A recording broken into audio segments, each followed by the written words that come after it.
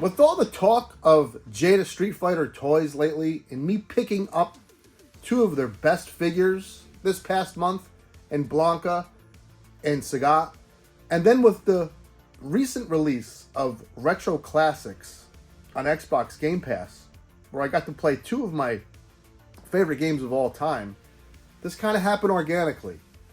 And I've been playing and collecting video games my whole life, and I think it's unique for me because I have owned every major system from day one within that launch window, which is launch day to like 6 months. So the beauty of this is, if no one likes it and it's crap, this isn't my full-time job and I can't get fired. But I think you'll like my interesting takes and stories. These will be about 10 minutes long. So sit back, relax. Let's take a trip down memory lane because we have a good one. First, we have to start from the beginning with the Atari. So sit back for Videogains. I don't have anything special yet, but you know, let's go.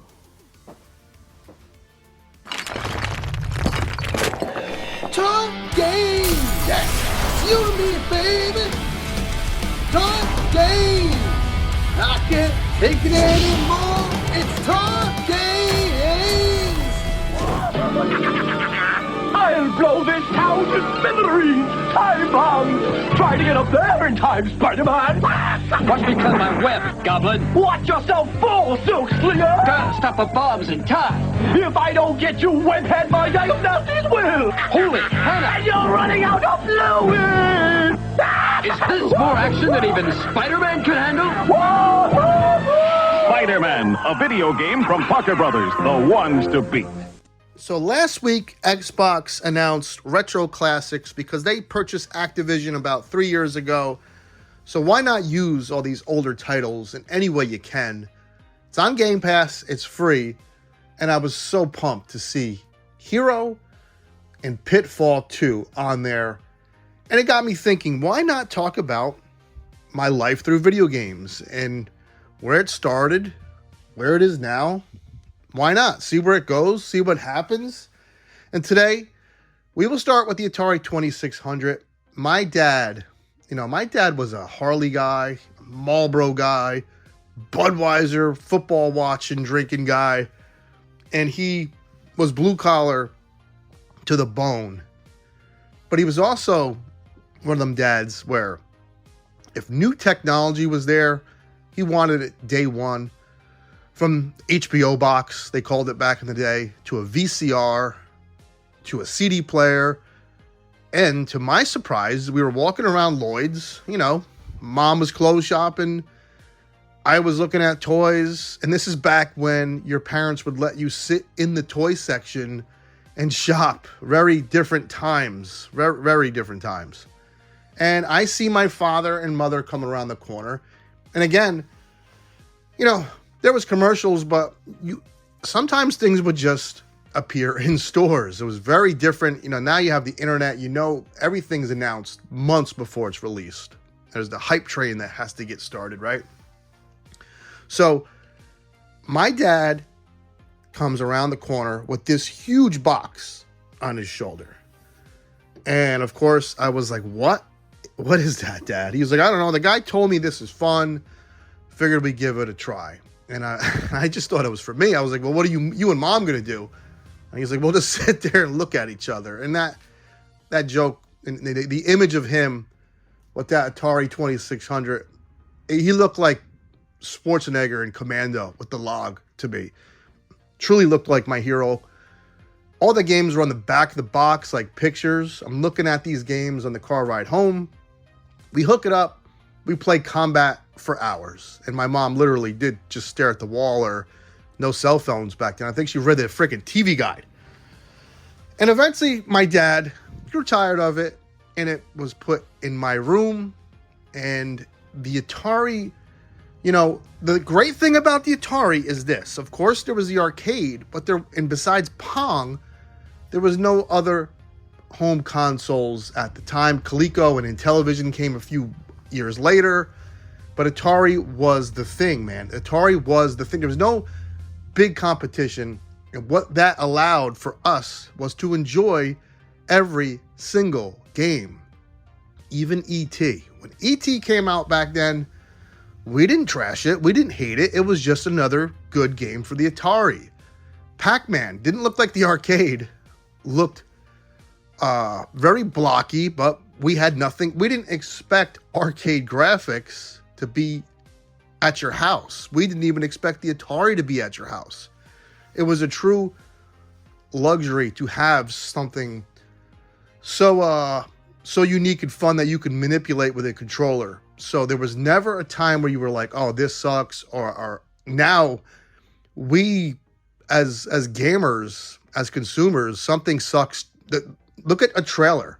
I just watched a trailer from Mind's Eye and everybody says how shitty it looked. I'm like, it's not even out. And that's how we are now, because we can compare it to other things we've played and seen before. The Atari, there was nothing like it. So I remember Berserk captivating me, the sound effects, it had a fear to it. And back then there was games you can beat, like Indiana Jones, Superman, E.T. as mentioned. And the cool thing was everything was on Atari. He-Man, SpiderMan, movie games, comic book games. And then I remember playing a game called Hero, where you kind of were like Inspector Gadget. You had all these things in this backpack.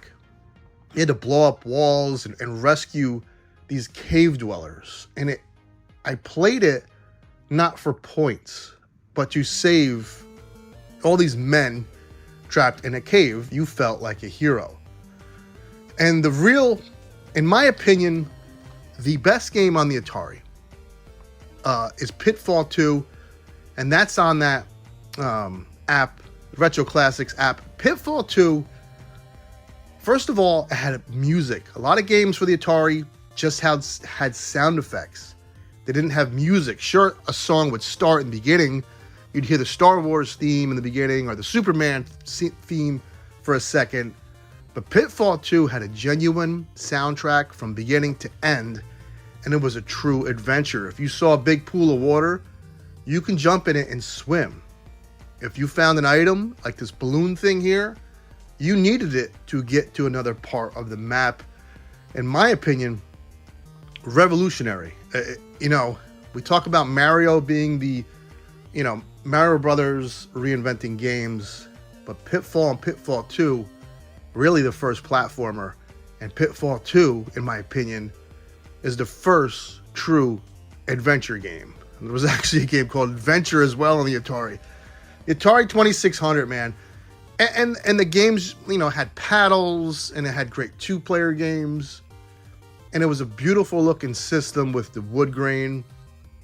Atari really, it didn't completely divert my attention from toys because, there was G.I. Joe and He-Man and Star Wars. But on those lonely Friday nights where you'd throw on the Michael Jackson Thriller record or Huey Lewis and the News, and you'd sit back and play some Berserk, try to beat that high score. And there was something very personal and very, you got lost in the Atari. You get lost in games now. I get it.